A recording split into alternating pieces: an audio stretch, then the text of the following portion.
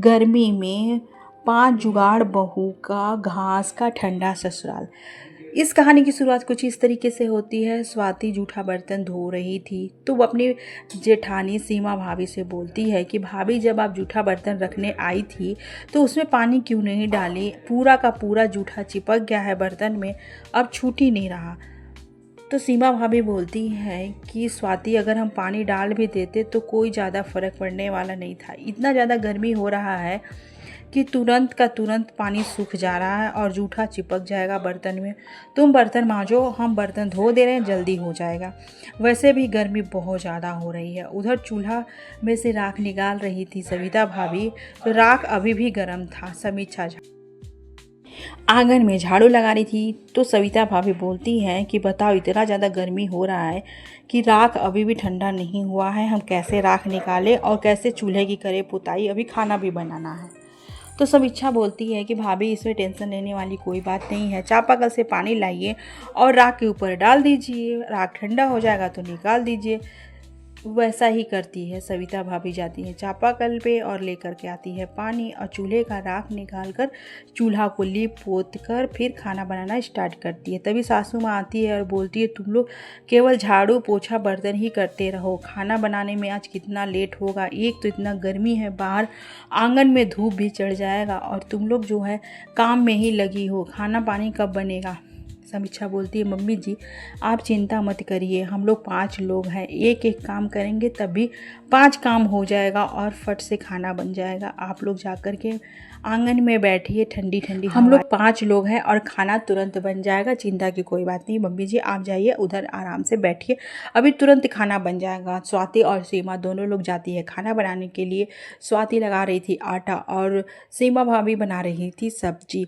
तभी चूल्हे में का आग बहुत धीमे धीमे जलता है तो सविता भाभी बोलती है कि कैसा सीमा, तुम लाई थी लकड़ी की आग में जल अच्छा आंच नहीं आ रहा तो फिर खाना कैसे बनेगा। तभी वहाँ पे सारिका आती है और सूखे हुए पत्तों की झाड़ को ला करके चूल्हे में डाल देती है, जिससे आग बहुत तेज़ से जलने लगता है। तभी सब सोचती है कि बताओ, सूखा हुआ घास कितना काम का है और इतना तेज़ आँच आने लगता है कि उन लोग फटाफट खाना बनाने लगते हैं। सब्जी और रोटी बन जाता है और इतना ज़्यादा गर्मी था कि माथे पर से पसीना टप टप करके गिर रहा था। सीमा भाभी और स्वाति दोनों लोग मिल कर के दोपहर का खाना बनाते हैं खुले आंगन में। धूप भी बहुत चढ़ा हुआ था। किसी तरह मुश्किलों का सामना करते हुए खाना फाइनली बन जाता है और उधर बच्चे भी तैयार थे स्कूल जाने के लिए। तो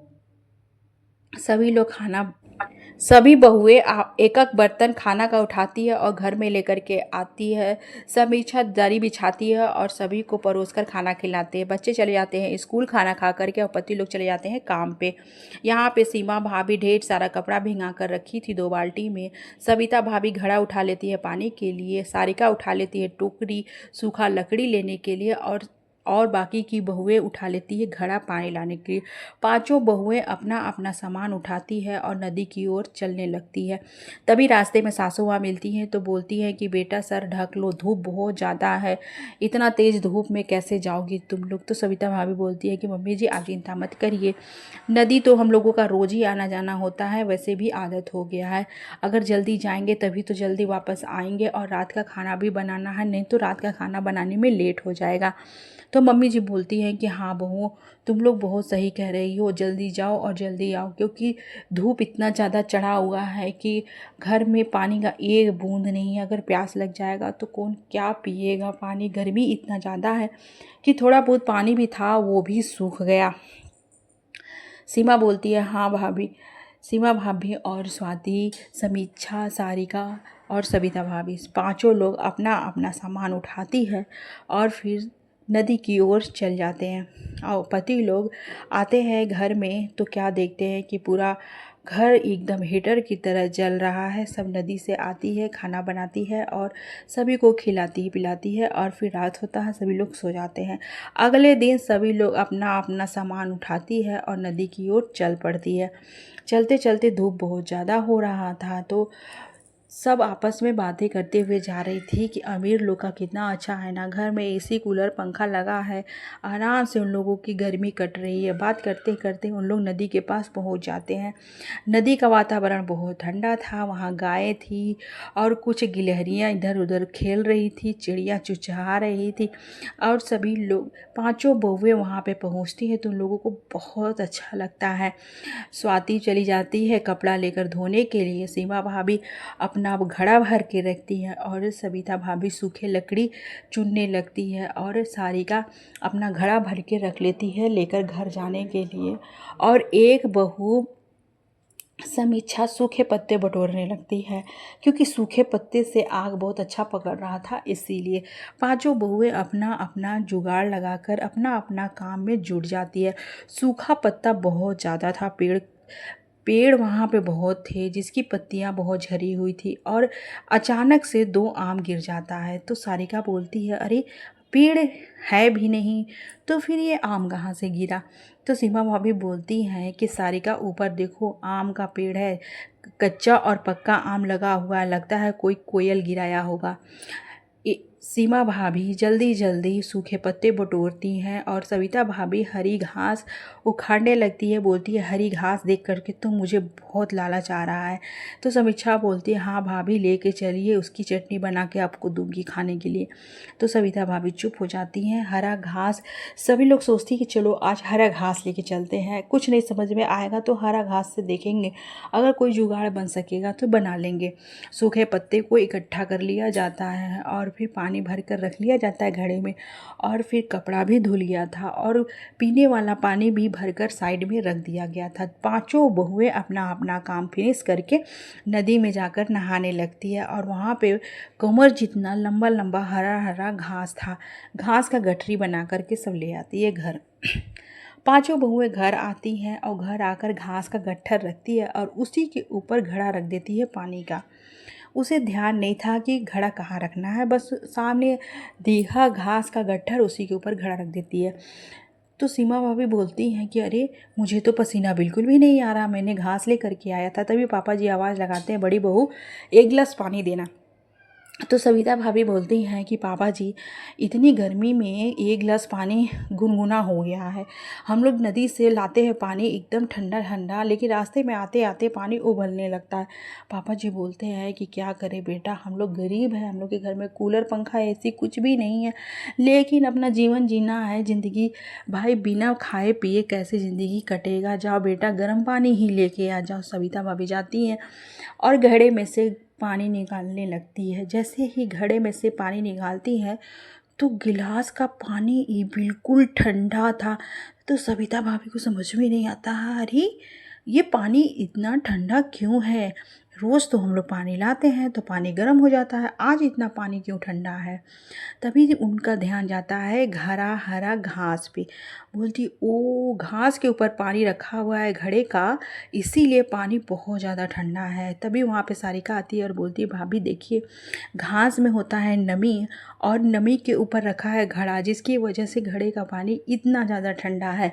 अब भाभी बोलिए घास कितना काम आया ना, मैंने नदी से घास का गट्ठर लेकर आया सर पे, तो मेरे सर पे तो एक बूंद भी पसीना नहीं आया, और आप देखिए कितनी पसीने में भीग रही हैं। यानी कि हरा घास बहुत ज़्यादा फ़ायदेमंद है। मैंने अपने सर पे रखा तो मुझे बहुत ठंडक ठंडक एहसास हो रहा है, और यहाँ पे रिज़ल्ट तो आप देख ही रही हैं कि घड़ा रखा हुआ था तो घड़ा का पानी कितना ज़्यादा ठंडा हो जाता है। तभी वहाँ पे सीमा भाभी, समीक्षा, सारिका सभी लोग आ जाते हैं, स्वाति आते, सभी लोग आपस में बात करते हैं कि अब हम लोग घड़े का पानी पीते हैं ठंडा ठंडा और लगाते हैं घास का कोई जुगाड़, क्योंकि हरा हरा घास बहुत ज़्यादा जुगाड़ में काम आ सकता है। सभी लोग आपस में बातें कर ही रही थी, तब तक स्वाति जाती है, घास उठाती है और जितना घड़े में पानी रखा था सबको लपेट देती है। बच्चे आ जाते हैं स्कूल से और पति लोग भी आ जाते हैं घर, और गर्मी इतनी ज़्यादा हो रही थी कि पति लोग एकदम गर्मी में डूबे हुए थे। बोलते आज गर्मी बहुत ज़्यादा है, स्वाति सीमा जल्दी से खाना लगा दो, दरी बिछाकर खाना लग जाता है। अंशु, पीहू और किट्टू। इतना ज़्यादा गर्मी लग रहा था कि पीहू बोलती, मम्मी थोड़ा पंखा ही हिला दो। जैसे ही सविता भाभी पंखा उठाती है चलाने के लिए, बस पंखा टूट जाता है। तो भैया बहुत ज़्यादा गुस्सा करने लगते हैं भाभी के ऊपर कि काम धाम तो कुछ है नहीं तुम्हारा, एक काम कहा गया वो भी कायदे से नहीं कर सकती हो, पंखा तोड़ दी, इतना चटाई जल रहा है, नियत तो नहीं होता है कि कोई फटे पुराने सूती कपड़े से कवर चढ़ा दे ताकि थोड़ा राहत हो सके। इतना तपती गर्मी में हम लोग काम करके आते हैं और इतना जलते हुए हीटर जैसा घर है और ये दरी भी आग जैसा, आग उबल रहा, उसी के ऊपर बैठकर हम लोग खाना खा रहे हैं। तुम लोग के पास बिल्कुल दिमाग नहीं है। 5-5 लोग हो तुम लोग, लेकिन एक काम भी कायदे से नहीं कर सकती हो। कुछ तो जुगाड़ लगाओ ताकि इस गर्मी में कुछ राहत हो सके। सविता भाभी उस समय तो चुप हो जाती हैं, उनको तो समझ में आ नहीं रहा था। इतना ज़्यादा भैया डांट दिए। तभी वहाँ पे मम्मी जी आती हैं और बोलती है कि तुम कुछ ज़्यादा ही डांट रहे हो बहू को। बहू भी दिन भर घर में बैठी नहीं रहती है, वो भी सारा दिन काम करते रहती है। एक तो इतना गर्मी है और गर्मी में डूब कर पसीने में भीग भीग कर खाना बनाना, वो भी चूल्हे पे आंगन में धूप में, कितना ज़्यादा मुश्किल होता है। तुम लोग तो बस सुनाना जानते हो। जैसे ही मम्मी जी बोलती हैं सभी लोग खाना खाते हैं और अपने अपने काम पे लग जाते हैं। तभी बाहर से आवाज़ आता है, चटाई ले लो दरी ले लो, चटाई ले लो दरी ले लो। आस पड़ोस की औरतें इकट्ठा हो जाती हैं दरी लेने के लिए, चटाई लेने के लिए कि भाई देखे तो क्वालिटी कैसा है।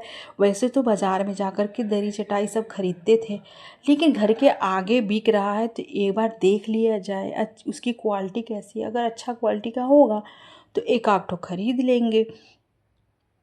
आस पड़ोस की औरतें सब भीड़ लगा लेती है दरी चटाई देखने के लिए। तभी वहाँ पे सारिका देखती है कि घास की चटाई कितने का दिया भैया, तो 500 में 2 चटाई। स्वाति देखती है तो बोलती है, भाभी देख लीजिए, हम लोग घास को इग्नोर कर रहे थे, यहाँ घास की चटाई कितना ज़्यादा महंगा है। अगर हम लोगों के पति घास की चटाई अगर बेचते तो कितना ज़्यादा पैसे कमाते। कंपनी में छोटा मोटा काम करते हैं, 2-4 पैसे कमाते हैं, गुजारा भी कितना मुश्किल से हो रहा है, हम लोग का 2 वक्त का खाना भी कितना मुश्किल से हो रहा है। और गर्मी में तो भाई पूछिए मत, कितना ज़्यादा हालत ख़राब हो रहा है। तो सीमा भाभी बोलती कि हाँ स्वाति तुम बिल्कुल सही कह रही हो, चलो हम लोग चलते हैं जंगल और वहाँ से हरी हरी घास उठा कर ले आते हैं। पांचों बहुएं पहुँच जाती हैं जंगल और ढेर सारा घास का गट्ठर बना बना कर पांचों लोग अपने सिर पर रख कर 5 गट्ठर घास ले आती है। सीमा भाभी और सविता भाभी दोनों लोग चढ़ जाती है छत पे और घास से पूरा कवर करने लगती है। नीचे समीक्षा खड़ी थी तो बोलती है, भाभी ध्यान से पैर रखना वरना नीचे आ जाओ कि छत टूटा हुआ है। तो सविता भाभी बोलती है, हाँ समीक्षा मैं ध्यान दे रही हूँ, मैं ठीक से इसको कवर करूँगी। और गोबर मिट्टी में घास डालकर, पूरा ढेर सारा घास डालकर सारिका स्वाति पूरे दीवार को घास से कवर कर देते हैं, जिसकी वजह से घर एकदम ठंडा हो जाता है। पूरा परिवार जब घर के अंदर जाते हैं तो महसूस करते हैं कि घर बहुत ठंडा होता है। अंशु, पीहू, किट्टू बहुत खुश होते हैं, कह रही वाह मम्मी आंटी आप लोगों ने क्या जुगाड़ लगाया कि घर तो बहुत ज़्यादा ठंडा हो गया, जैसे लग रहा कि एसी चल रहा है। तभी पांचों के पति आते हैं। घर में आते ही उन लोगों का मन हल्का हो जाता है, करिए घर इतना ठंडा क्यों है। हर दिन तो घर बहुत गर्म होता था। सभी लोग खाना खाते हैं और फिर सो जाते हैं। अगले दिन किट्टू और अंशु के गले में छोटा छोटा दाना हो गया था। तो भाभी देखती हैं तो बोलती है, अरे तुम लोगों के पीठ में इतना खुजली क्यों हो रहा, चलो तो तुम लोग का देखिए पीठ। पीठ खोल के देखती है तो लाल लाल दाने हुए रखे थे। तो बोली, ओहो गर्मी में गर्म चटाई पे सोने की वजह से तुम लोग के पीठ पे इतने सारे दाने हो गए। मम्मी जी बोलती है, हाँ बहू तुम लोग तो घर को ठंडा कर दे, अब बच्चों का भी कुछ जुगाड़ लगाओ कि जिससे बच्चों का ये जो दाना है वो सही हो जाए। तो सविता भाभी सीमा भाभी सोचती कि हाँ ये चीज़ सही है। तभी सविता भाभी बोलती है स्वाति को कि स्वाति तुमको सिलाई करना आता है ना, सूती कपड़ा का कपड़ा बनाना तो बहुत महंगा पड़ जाएगा, ऐसा करता है घास का तुम कपड़ा बनाओ, घास एकदम ठंडा रहेगा और अगर उसका कपड़ा बन जाए तो इतनी ज़्यादा ठंडक रहेगी कि लाल दाने बिल्कुल भी गायब हो जाएंगे और फिर नेक्स्ट टाइम दिखेंगे भी नहीं। स्वाति बोलती, हाँ भाभी मुझे उतना अच्छा से तो सिलाई करना आता नहीं है, लेकिन मैं फिर भी कोशिश कर कर बच्चों का ड्रेस बना दूंगी। तो स्वाति झट से मशीन निकालती है और फिर अपना कलाकारी दिखाना स्टार्ट करती है। जैसे तैसे टेढ़े मेढ़े सिलाई करके अंशु पीहू किट्टू का कपड़ा बनाकर रेडी कर देती है। बच्चे पहनकर खुश हो जाते हैं, बोलते हैं वाह आंटी, आपने तो बहुत अच्छा कपड़ा बनाया है। ये कपड़ा पहनने के बाद तो गर्मी बिल्कुल भी नहीं लग रहा। फिर स्वाति और ज़्यादा सिलाई करती है और सभी के लिए ब्लाउज बनाती है। पांचों बहुएं घास का पहनती है, साड़ी, पेटीकोट और ब्लाउज। उन लोगों को गर्मी बिल्कुल भी नहीं होता, तो भाई मम्मी जी क्यों पीछे रहेंगी। तो एक ब्लाउज मम्मी जी के लिए भी बनता है, पेटीकोट मम्मी जी के लिए भी बनता है, और फिर मम्मी जी भी पहनती हैं घास का साड़ी, पेटीकोट, ब्लाउज। इतनी ज़्यादा राहत मिलती है कि गर्मी बिल्कुल भी नहीं लग रहा था। ढेर सारा घास बच जाता है तो ज़मीन में, दीवार पे पूरा का पूरा घर घास से कवर हो जाता है और घर ठंडा भी हो जाता है।